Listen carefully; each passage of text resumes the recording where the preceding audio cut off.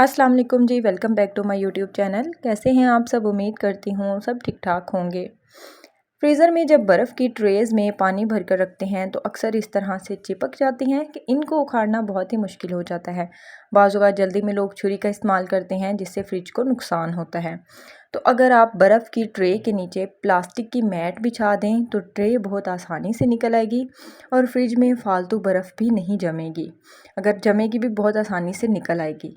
बिजली के ओवन में कोई चीज़ या केक वगैरह बेक किया जाए तो सतह पर कुछ ना कुछ ज़रात गिरने से कुछ अरसे बाद ओवन खासा गंदा दिखाई देता है। इसे साफ़ रखने के लिए आपने क्या करना है, बाज़ार से एलुमिनियम फॉइल पेपर मिलता है, इसे ओवन में बिछा दें। जब पेपर गंदा हो जाए तो इसे निकाल कर नया बिछा लें।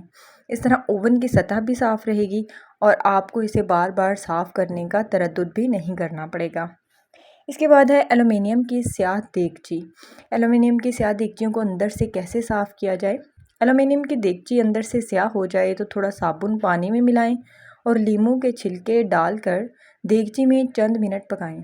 फिर अच्छी तरह मांज लें, देगची साफ़ हो जाएगी।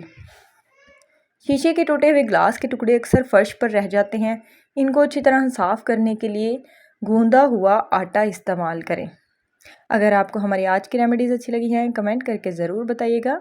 मज़ीद वीडियोज़ और रेमेडीज़ के लिए हमारे चैनल को सब्सक्राइब करें। मिलते हैं एक नई वीडियो के साथ। अल्लाह हाफिज़।